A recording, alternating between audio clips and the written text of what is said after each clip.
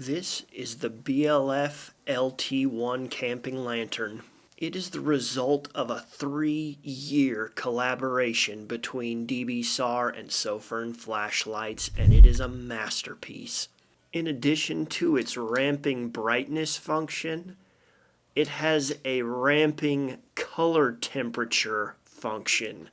The LT1 can swing all the way from 2700K warm white clear up to 5000K neutral white, and in a 90 plus CRI.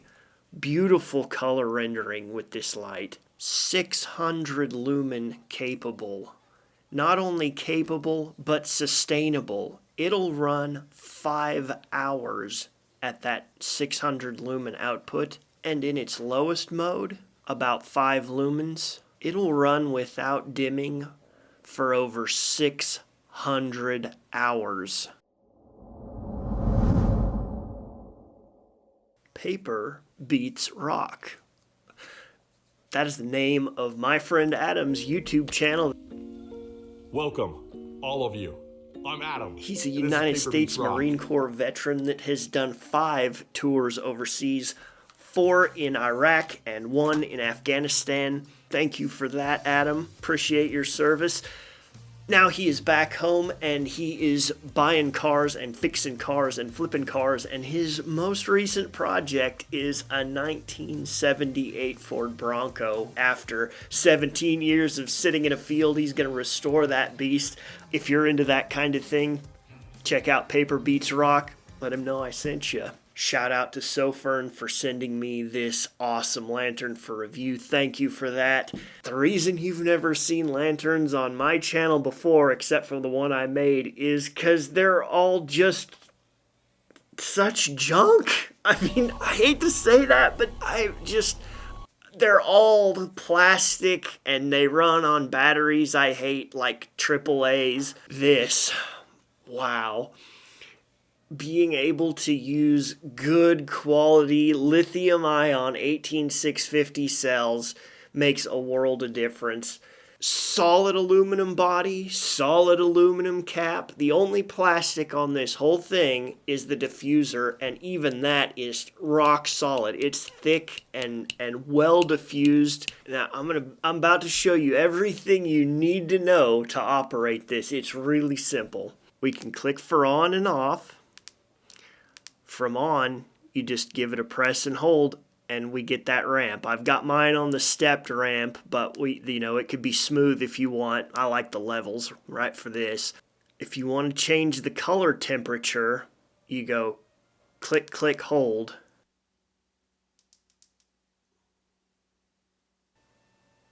When you see that flash, just let off.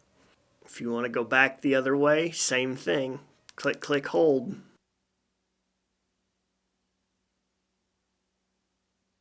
There's 1,000 million different things this can do, but you don't have to get involved in any of that.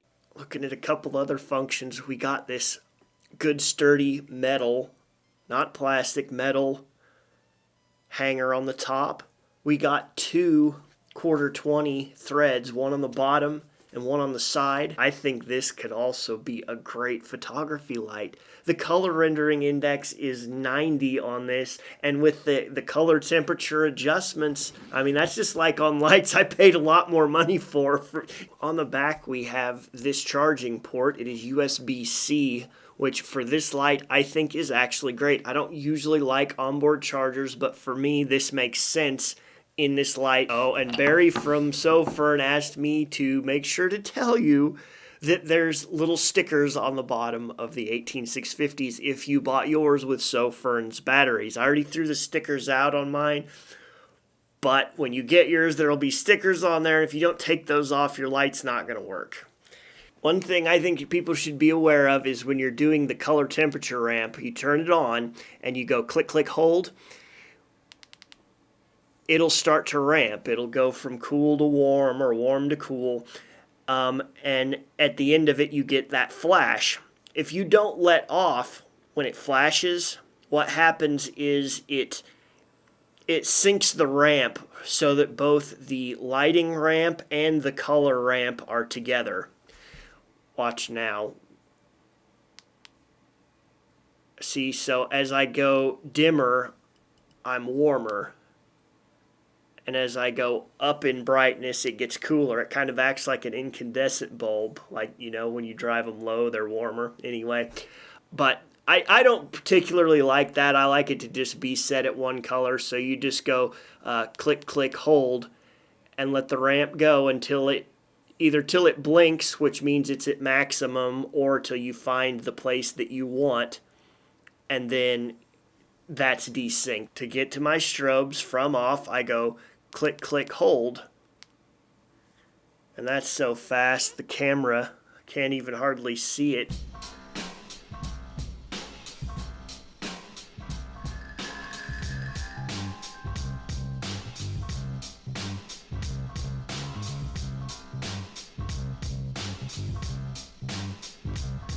If you really want to get into some wild stuff, you can take the head off and look here at the bottom.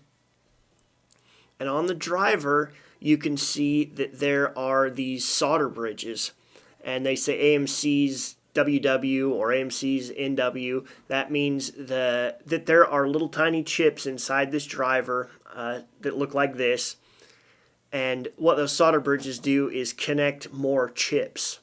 Right now, there's not power running through all of the chips, and they did it that way, I'm guessing, so that you could run it maximum power without any step down, which I like. But if you wanted to have a higher maximum output for some reason, you could bridge some of those solder joints there and add more chips.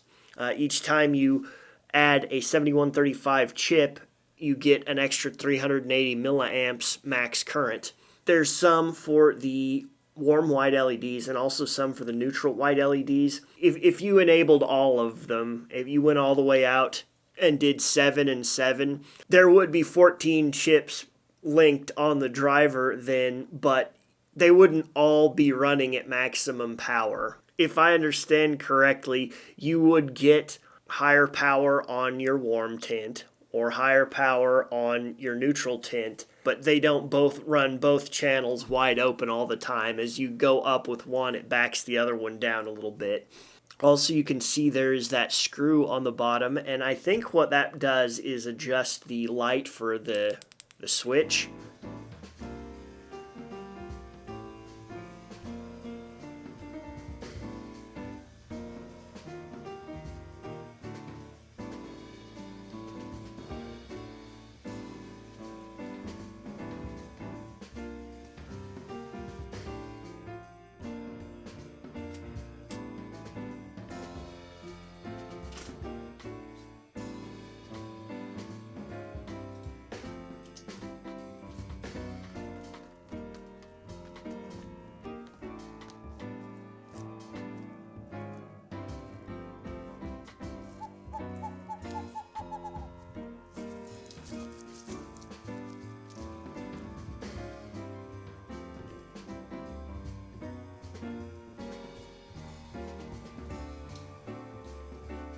As always, guys, links for purchase are in the description.